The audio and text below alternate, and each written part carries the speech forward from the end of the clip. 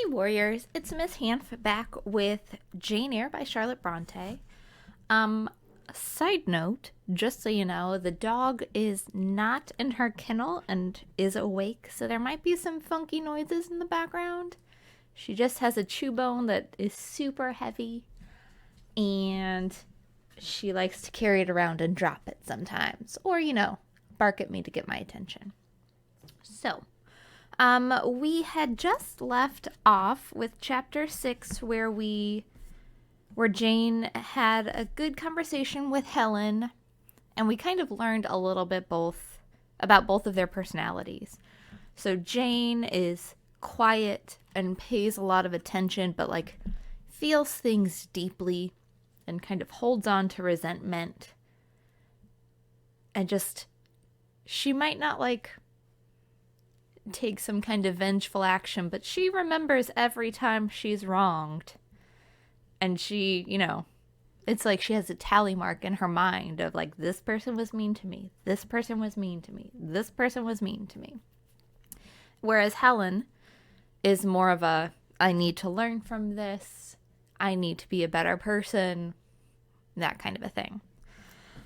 Something else that I want to say, especially because last chapter there was a lot of mention of religious belief, and in the upcoming chapter I believe there is more because Mr. Brocklehurst comes in and quotes a lot of scripture and such, that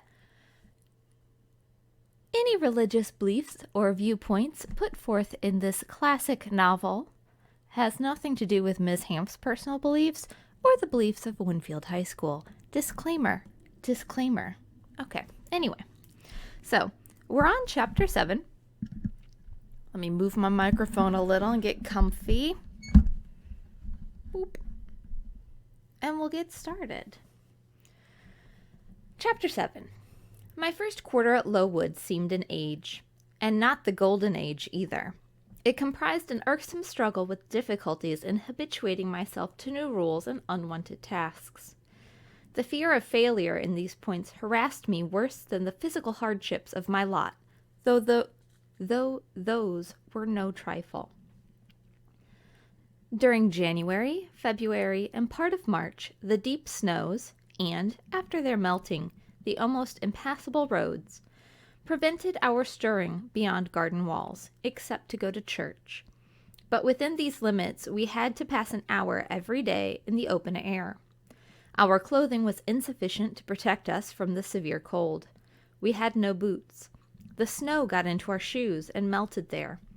Our ungloved hands became numbed and covered with chilblains, as were our feet. I remember well the distracting irritation I endured from this cause every evening, when my feet inflamed, and the torture of thrusting the swelled, raw, and stiff toes into my shoes in the morning. Then the scanty supply of food was distressing. With the keen appetites of growing children, we had scarcely sufficient to keep alive a delicate invalid. From this deficiency of nourishment resulted an abuse which pressed hardly on the younger pupils. Whenever the famished great girls had an opportunity, they would coax or menace the little ones out of their portion. Many a time I had shared between two claimants the precious morsel of brown bread distributed at tea-time, and after relinquishing to a third half the contents of my mug of coffee, I have swallowed the remainder with an accompaniment of secret tears, forced from me by the exigency of hunger. Sundays were dreary days in that winter season. We had to walk 2 miles to Brocklebridge Church, where our patron officiated. We set out cold. We arrived at church colder. During the morning service we became almost paralyzed. It was too far to return to dinner, and an allowance of cold meat and bread in the same penurious proportion observed in our ordinary meals was served round between the services.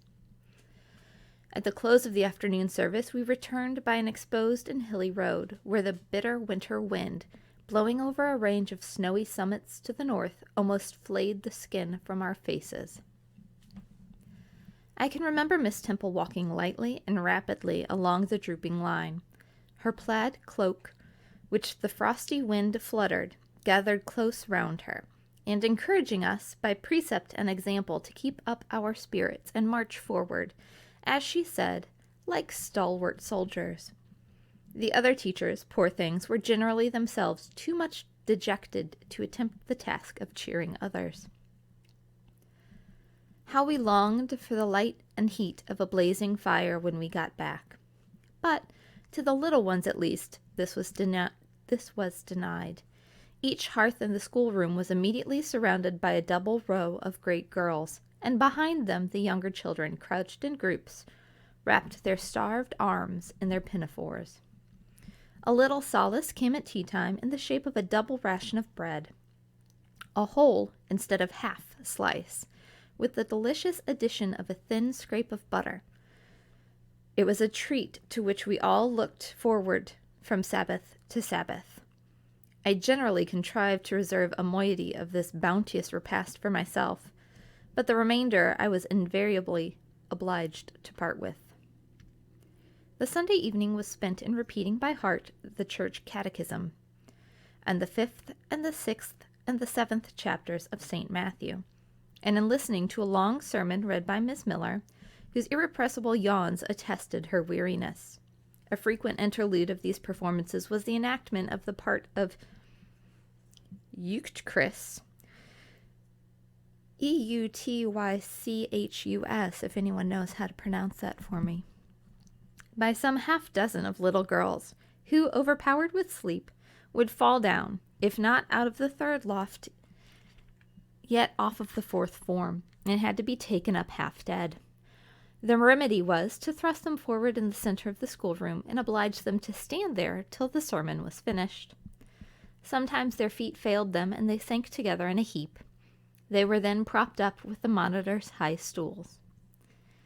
I have not yet alluded to the visits of Mr. Brocklehurst, and indeed that gentleman was from home during the greater part of the 1st month after my arrival, perhaps prolonging his stay with his friend the Archdeacon.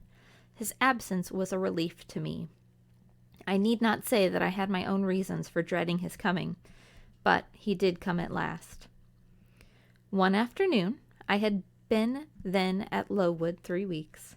As I was sitting with a slate in my hand, puzzling over a sum in long division, my eyes, raised in abstraction to the window, caught sight of a figure just passing. I recognized almost instinctively that gaunt outline.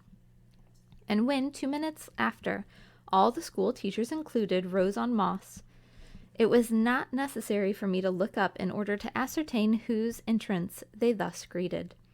A long stride measured the schoolroom, and presently beside Miss Temple, who herself had risen, stood the same black column of which had frowned on me so ominously from the hearthrug of Gateshead. I now looked sideways at this piece of architecture. Yes, I was right. It was Mr. Brocklehurst, buttoned up in a surtout, and looking longer, narrower, and more rigid than ever. I had my own reasons for being dismayed at this apparition. Too well I remember the perfidious hints given by Mrs. Reed about my disposition, etc. The promise pledged by Mr. Brocklehurst to apprise Miss Temple and the teachers of my vicious nature. All along I had been dreading the fulfillment of this promise. I had been looking out daily for the coming man whose information respecting my past life and conversation was to brand me as a bad child forever. Now, here he was. He stood at Miss Temple's side. He was speaking low in her ear. I did not doubt he was making disclosures of my villainy, and I watched her eye with painful anxiety, expecting every moment to see its dark orb turn on me a glance of repugnance and contempt. I listened, too, and as I happened to be seated quite at the top of the room, I caught most of what he said. Its import relieved me from immediate apprehension. "I suppose, Miss Temple, the thread I bought at Lowton will do. It struck me that it would be just the quality for the calico chemises, and I sorted the needles to match. You may tell Miss Smith that I forgot to make a memorandum of the darning needles, but she shall have some paper sent in the next week, and she is not, on any account, to give out more than one at a time to each pupil. If they have more, they are apt to be careless and lose them. And oh, ma'am, I wish the woolen stockings were better looked to. When I was here last, I went into the kitchen garden and examined the clothes drying on the line. There was a quantity of black hose in a very bad state of repair. From the size of the holes in them, I was sure they had not been well mended from time to time. He paused. Your direction shall be attended to, sir, said Miss Temple. And, ma'am, he continued, the laundress tells me some of the girls have 2 clean tuckers in the week. It is too much. The rules limit them to 1. I think I can explain that circumstance, sir. Agnes and Catherine Johnston were invited to take tea with some friends at Lowton last Thursday, and I gave them leave to put on clean tuckers for the occasion. Mr. Brocklehurst nodded. Well, for once it may pass, but please do not let the circumstances occur too often. And there is another thing which surprised me. I find in settling the accounts with the housekeeper that a lunch consisting of bread and cheese has twice been served out to the girls during the past fortnight. How is this? I looked over the regulations, and I find no such meal as lunch mentioned. Who introduced this innovation, and by what authority? I must be responsible for this circumstance, sir, replied Miss Temple.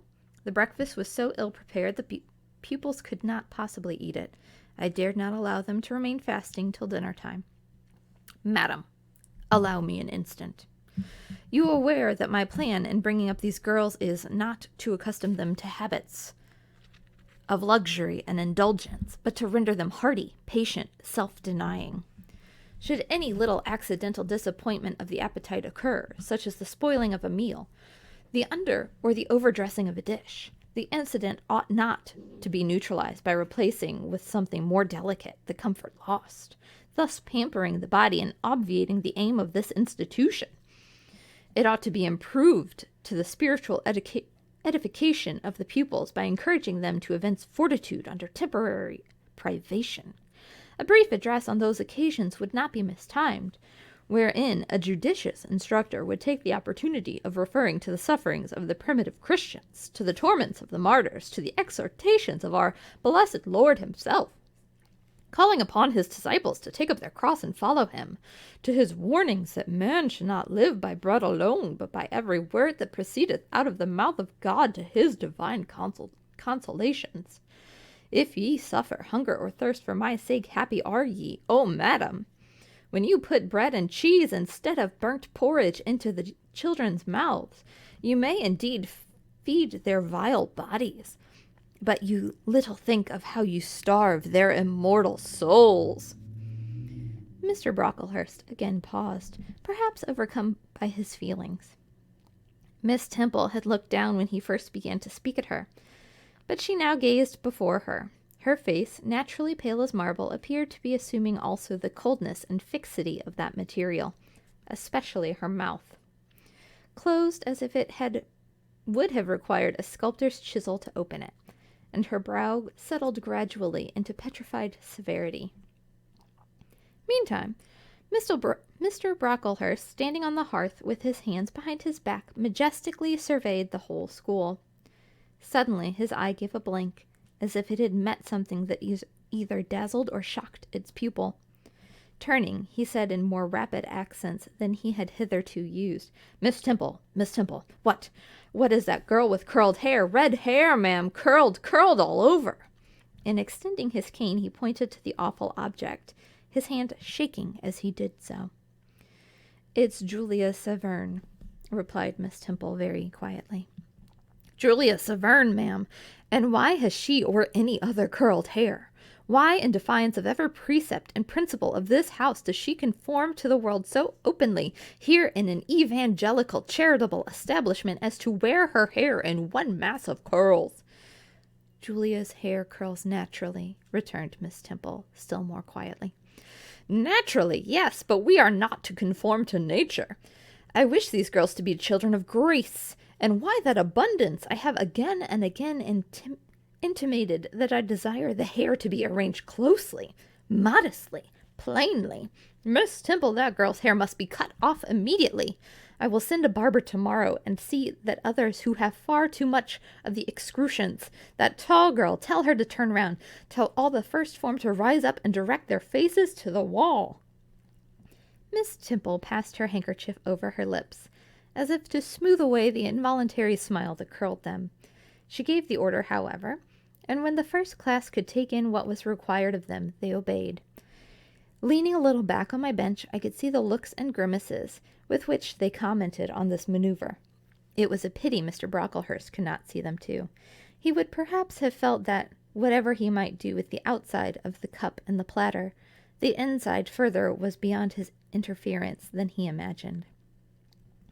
He scrutinized the reverse of these living metals with some 5 minutes, then pronounced the sentence. These words fell like the knell of doom.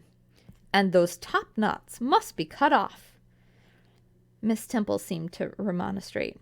"Madam," he pursued, "I have a master to serve whose kingdom is not of this world, and my mission is to mortify these girls in the lusts of the flesh and teach them to clothe themselves with shamefacedness and sobriety, not with braided hair and costly apparel. And each of the young persons before us has a string of hair twisted in plaits which vanity itself might have woven.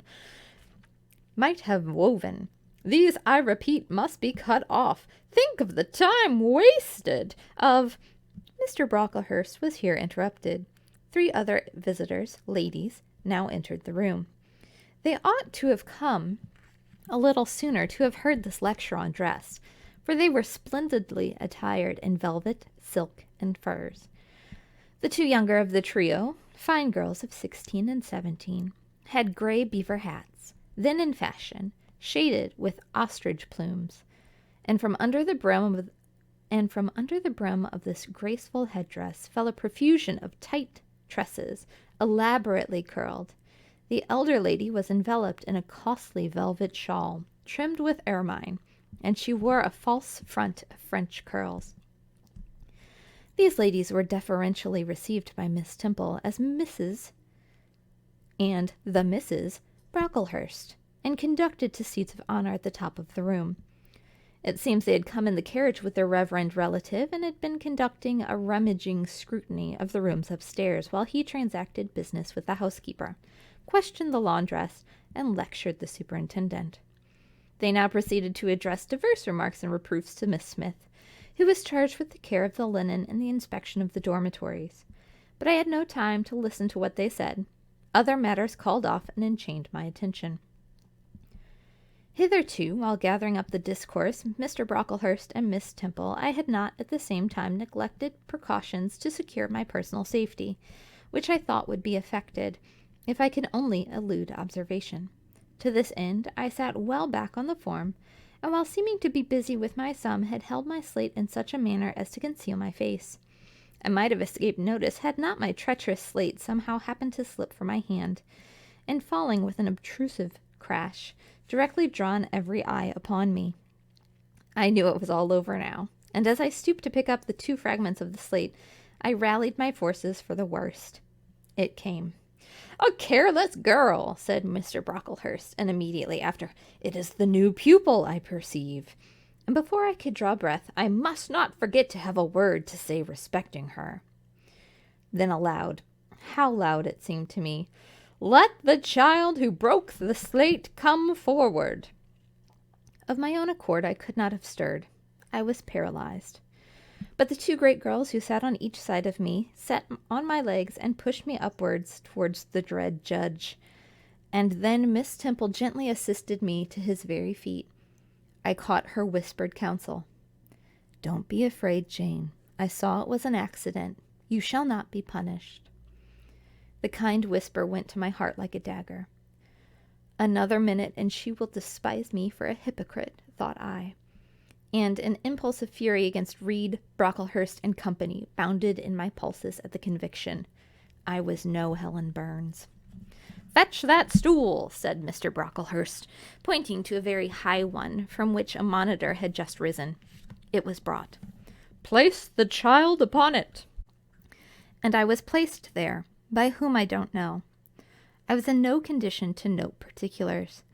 I was only aware that they had hoisted me up to the height of Mr. Brocklehurst's nose, and that he was within a yard of me, and that a spread of shot orange and purple silk pelisses and a cloud of silvery plumage extended and waved below me.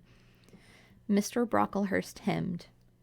"Ladies," he said, turning to his family, "Miss Temple, teachers, children, you all see this girl?" Of course they did. for I felt their eyes directed like a burning glasses against my scorched skin. You see, she is yet young. You observe she possesses the ordinary form of childhood. God has graciously given her the shape that he has given to all of us. No signal deformity points out her as a marked character. Who would think that the evil one had already found a servant and agent in her? Yet such, I grieve to say, is the case.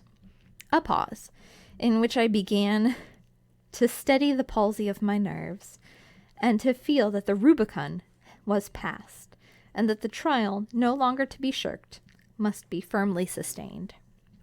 My dear children, pursued the black marble clergyman with pathos, this is a sad, melancholy occasion, for it becomes my duty to warn you that this girl, who might be one of God's own lambs, is a little castaway, not a member of the true flock, but evidently an interloper and an alien. You must be on your guard against her. You must shun her example. If necessary, avoid her company. Exclude her from your sports and shut her out of your converse. Teachers, you must watch her. Keep your eyes on her movements, weigh well her words, scrutinize her actions, punish her body to save her soul, if indeed such salvation shall be possible.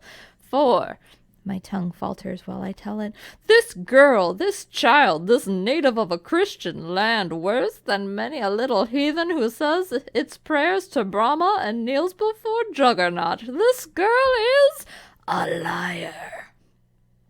Now came a pause of 10 minutes, during which I, by this time in perfect possession of my wits, observed all of the female Brocklehursts produce their pocket handkerchiefs and apply them to their optics, while the elderly lady swayed herself to and fro, and the younger two whispered, "How shocking!" Mr. Brocklehurst resumed.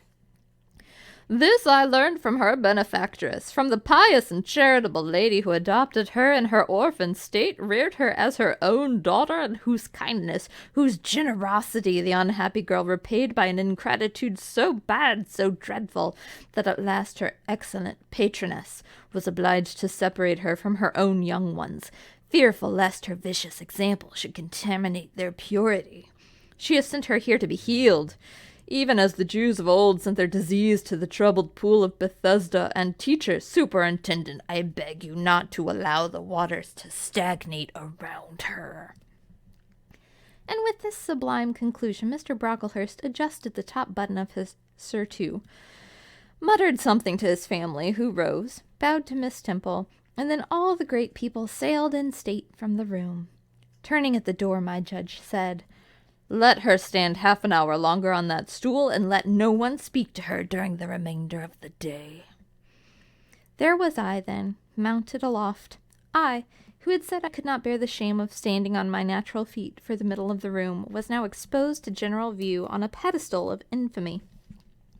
What my sensations were, no language can describe, but just as they all rose, stifling my breath and constricting my throat, a girl came up and passed me. In passing, she lifted her eyes. What a strange light inspired them. What an extraordinary sensation that ray sent through me. How the new feeling bore me up. It was as if a martyr, a hero, had passed a slave or victim and imparted strength in the transit. I mastered the rising hysteria, lifted up my head, and took a firm stand on the stool.